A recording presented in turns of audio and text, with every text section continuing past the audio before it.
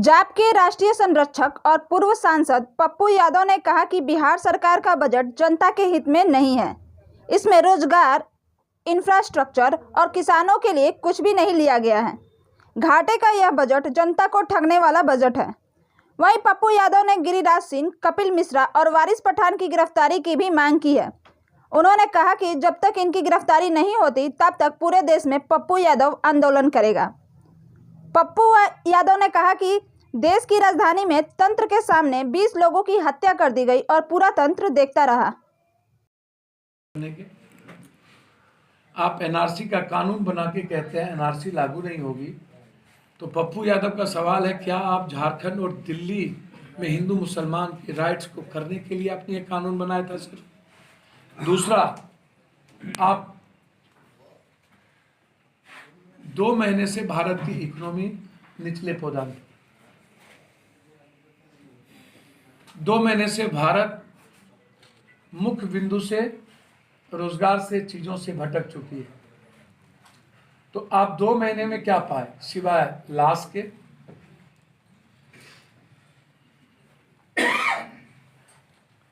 अंतिम सवाल, क्या नरेंद्र मोदी जी, यह वैसा कानून है जो सिर्फ राजनीति के लिए लाया गया? इसमें भारत और भारत की जनता का कोई इसमें फायदा नहीं है? क्या फायदा पॉलिटिकल लोगों को, पॉलिटिशियन की पार्टी को थोड़े देरों के लिए हो सकती है? तो क्या आप पॉलिटिकल ग्राफ और पॉलिटिकल एजेंडा के लिए पूरे देश के 130 करोड़ लोगों को मरवा देंगे? क्या ये शासन है? मेरा ये नरेंद्र मोदी जी से सीधा आरोप है। अंतिम, गिरिराज, कपिल मिश्रा, पठान की गिरफ्तारी, 302 का मुकदमा, 120B(C). कपिल मिश्रा की गिरफ्तारी नहीं हुई तो मैं देश भर में आंदोलन करूंगा।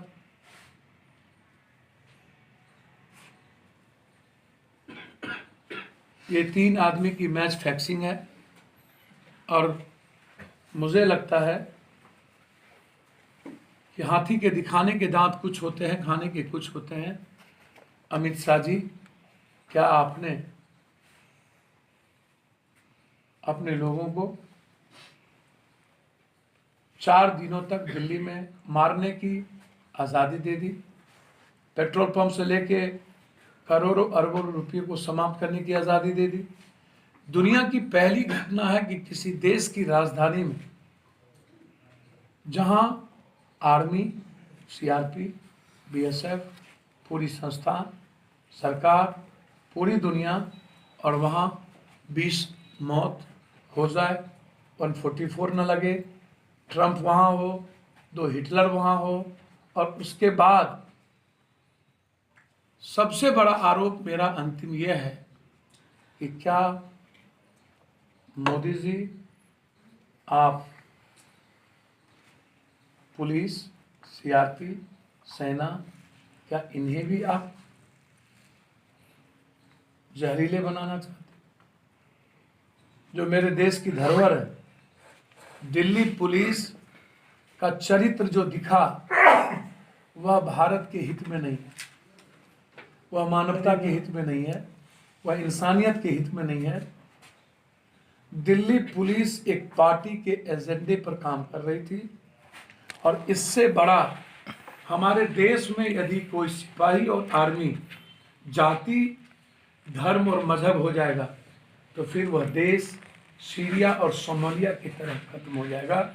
और मुझे लगता है कि आप भारत को सीरिया और सोमालिया बनाना चाहते हैं और पूरी पुलिस को जाति और धर्म के आधार पर जहर पैदा करके भारत की डेमोक्रेसी को खत्म करना चाहते हैं। आप अपने एजेंडे की ओर बढ़ रहे हैं, आप भारत के दुश्मन हैं।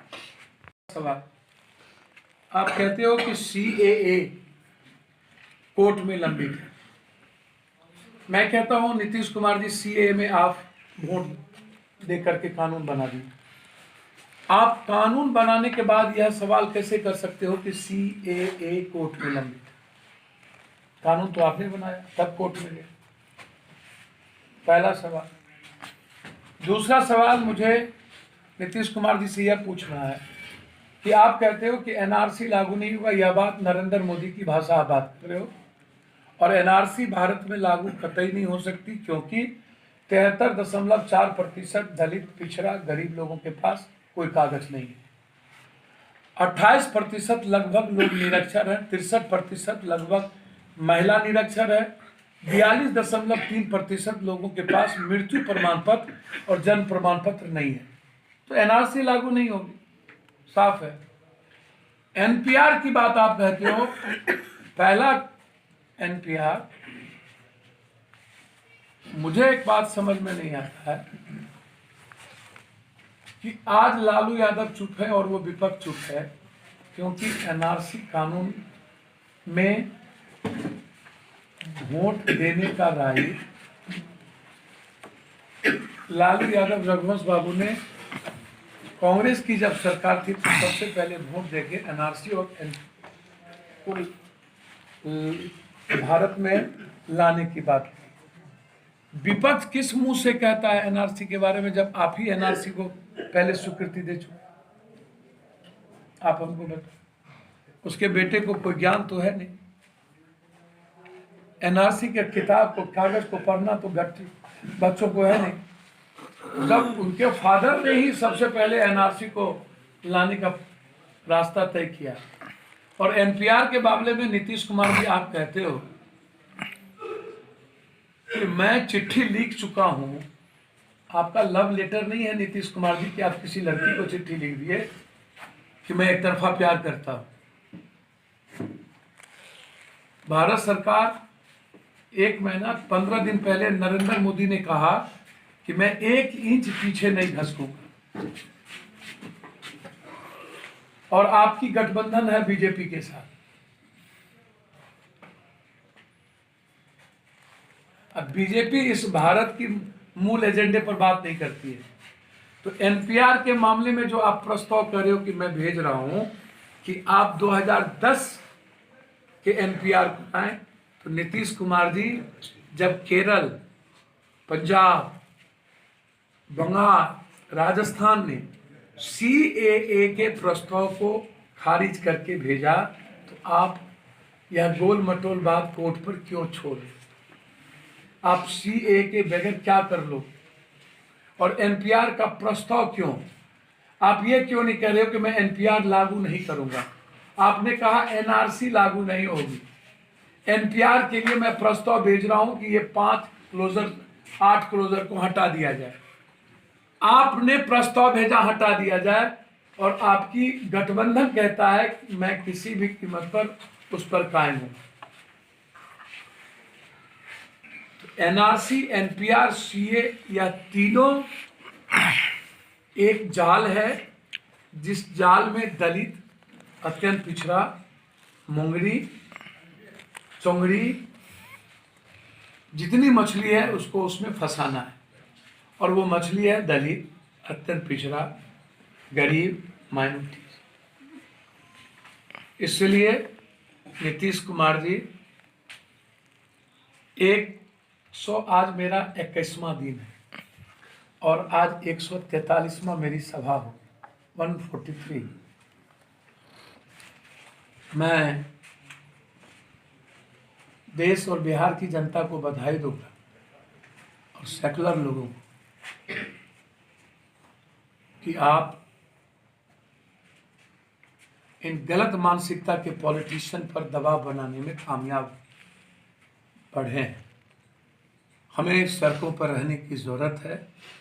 मेरा अंतिम नरेंद्र मोदी जी से, कि नरेंद्र मोदी जी, पहले आप ये बताएं, कल एक बजट पेश हुआ, 2 लाख लगभग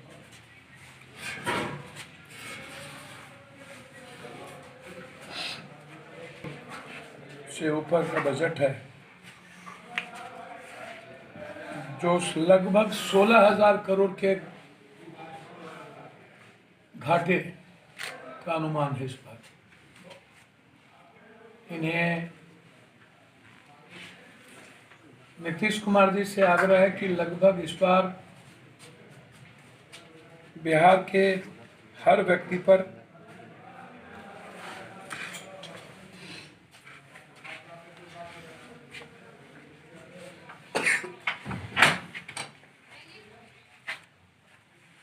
पर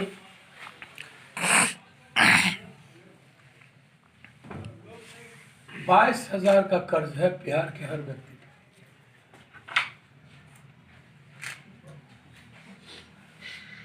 28वां नंबर पर बिहार है गरीबी रेखा के नीचे। नीतीश कुमार के बजट में नीतीश कुमार के बजट में इंफ्रास्ट्रक्चर पर कोई जोर नहीं है, बेरोजगारी पर कोई जोर नहीं है, महिला सुरक्षा पर कोई जोर नहीं है, बिहार के मजदूरों के पलायन पर कोई जोर नहीं है, बिहार की बंद फैक्ट्री पर कोई जोर नहीं है, बिहार के नए पूंजी निवेश पर कोई जोर नहीं है। उन्होंने एक सपना दिखाया 2020 में नहीं, 2024 का, जब आप अभी तक 2005 सालों में आपने एक बार भी 50% पैसे भी बिहार में खर्च नहीं किए, या तो लौट गया या तो रखा रह गया, डाइवर्सन हो गया। तो जब आपने 5 सालों में 50% रुपया भी अपने बिहार में खर्च नहीं किए, पैसे लौट गए, और उसके बाद प्रत्येक व्यक्ति पर बिहार में 22,000 का कर्ज है, और दुनिया में 28 प्रदेशों में हम 28वें नंबर पर निचले पौधान में हैं। एजुकेशन और हेल्थ हमारा निचले पौधान पर है। हमारे यहाँ एक एम्स खुलने के बावजूद भी वहाँ किसी तरह की इलाज नहीं होती है। IGMS पर लगातार आप सुपर सीट मेडिकल की बात करते हैं, लेकिन लगभग 70% जो पैसा है बीमारियों पर दिल्ली, चंडीगढ़ और बाहर बिहार का जाता है, और 20,000 करोड़ रुपया सालाना एजुकेशन में बाहर जाता है। मैं नीतीश कुमार जी से जानना चाहता हूं कि पार्टी फंड इकट्ठा करने के लिए आप भवन बनाने की बात करते हैं कि मैं इंजीनियरिंग कॉलेज बनाऊंगा।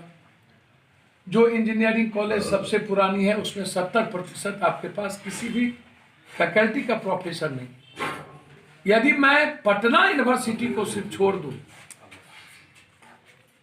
पटना यूनिवर्सिटी के अलावा कोई भी यूनिवर्सिटी 6 साल 7 साल नीचे से किसी भी कीमत पर आगे नहीं, सब कोलैप्स है। बच्चे हमारे बिहार में पढ़ना नहीं चाहते। आपने ना जिम्मेदारी तय की है, और मेरा मानना है बहुत ही स्पष्ट क्लियर, कोई भी सरकार अपने बजट के द्वारा जनता को सपना दिखाती है, और यदि वो 60% काम नहीं हो तो सरकार को उसी दिन रिजाइन कर देना चाहिए, और जनता को गुमराह करने पर केस भी उस वित्त मंत्री पर होना चाहिए कि आप सपना दिखाते हैं और 60% काम नहीं हो पाता, और उसके बाद गुमराह करते हैं जनता को अपनी सियासत के लिए। आपने स्कूल खोलने की बात और पैसे लगाने की बात आप कर रहे हैं, लेकिन नियोजित शिक्षक संविदा पर आप कोई चर्चा नहीं करते। आप टीचर्स की क्वालिटी पर चर्चा नहीं करते, क्वांटिटी पर चर्चा नहीं करते हैं। आपके यहाँ 4,834 गांव में माध्यमिक विद्यालय नहीं है, लगभग 6,000 गांव में हाई स्कूल नहीं है। आप इस पर चर्चा नहीं करते, और यदि आप भवन बनाएंगे तो टीचर क्वालिटी और क्वांटिटी कहां से दे रहे हैं, इस पर कोई बजट में चर्चा नहीं। एक बार आपने नहीं कहा।